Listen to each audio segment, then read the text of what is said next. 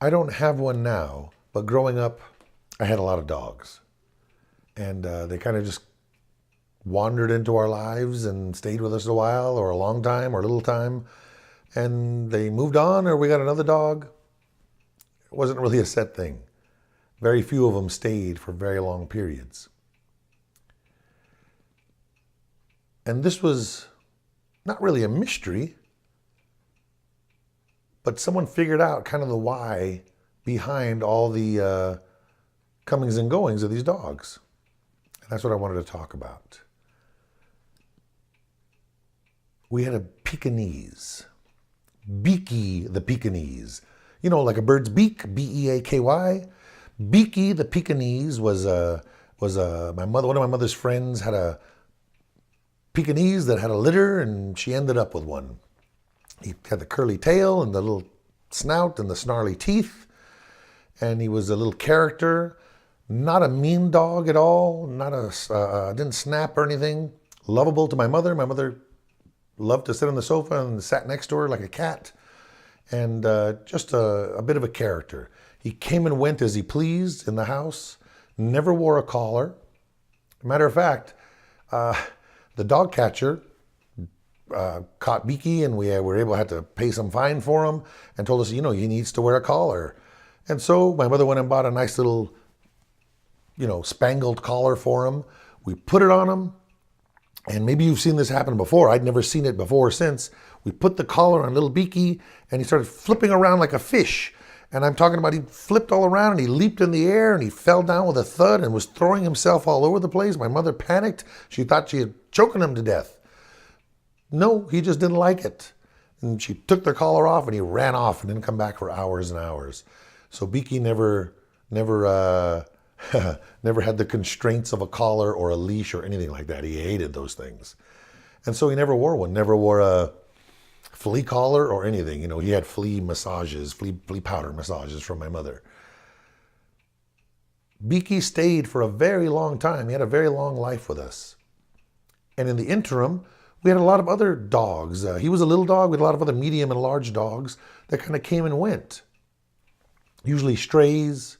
We'd feed them and they'd come along, chain them up and stuff. And then one day they're off the chain and they take off and never come back. Quite frankly, we weren't big on chaining up our dogs at all. They just kind of came in and out of the house as they pleased. But Beaky was a staple. He stayed the longest for years. One day, our neighbor Skip, great guy, he was on disability, I believe. He was home all the time. Lived next door to us in an apartment on the second floor, so he oversaw the whole domain of where we lived. One day he came to me and he told me, "Bill, I got to tell you something about your dog." And he explains to me that he'd come up with this entire theory that Beaky was an assassin. And I said, "Skip, what are you crazy? Beaky's an assassin." And he says, "No, it's true." He goes, "Look at this." And he says to watch. And I started watching. And it was true. We had this little curly-haired dog. I don't even know what we called him. I remember he was a little curly-haired dog, Henry Jones. That's where my mother named all the animals. Henry Jones was the name of his little dog. Cute, curly-haired, kind of a small dog. Beaky was like pals to all the dogs we had. Always befriending them and jumping around and running around. And I started watching him because of Skip's advice. Beaky one day is running all around old Henry Jones, young Henry Jones actually. He's running all around here. They'd start to chase each other, and Beaky would run forward and then run back and get him to chase him. And they'd run and chase each other. And once they got to really chasing up right in front of the house, really chasing each other really good, Beaky would bolt straight down the driveway and run straight into the street where there was traffic. And he would run straight into the street, right in between the cars. And Henry Jones, who was following him, got run over. Boop, boop. Two wheels. I saw it happen.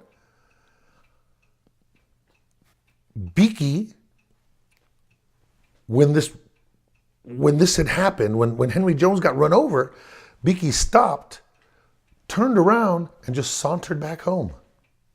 Didn't look back at the dead corpse of his buddy, and just walked right past and went home.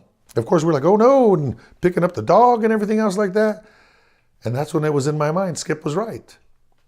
Over time, we got another dog. Now, other dogs had disappeared like this, had been run over in the street. Skip had figured it out, that they had been played with by Beaky, got him going and got him running around, and then he would bolt into the street, either by pure dumb luck. But no, Skip was right. Beaky figured it out. I don't know if he had better hearing, could hear the cars. Let me just cut to it. I saw 3 other dogs get this same treatment. Beaky would get playing with them and running back and forth and get them all going, and then rush down the driveway and bolt into the street, and another dog run over, and Beaky would turn around and saunter back. Other times, the traffic would stop and they'd run off, and the dog wouldn't get run over, and Beaky would lose all interest in the chase game and just turn around and come walking back. And of course, the other dog would follow, but there was no more running. Beaky wasn't his buddy no more. He just went back in the house. It can't possibly be true. Beaky can't possibly be killing these other dogs. But Skip, our neighbor, maintained, no, Beaky's the assassin. Just watch him. And I really did. And I really watched him, and it was a pattern. He would get these dogs all fired up and bolt into the street. And more often than not, they got run over. And, these things happen. And they were all stray dogs that we just kind of fed. And my mother was like, oh my goodness, that happens. The poor dog, it's a lot of traffic around here. And that's how it goes.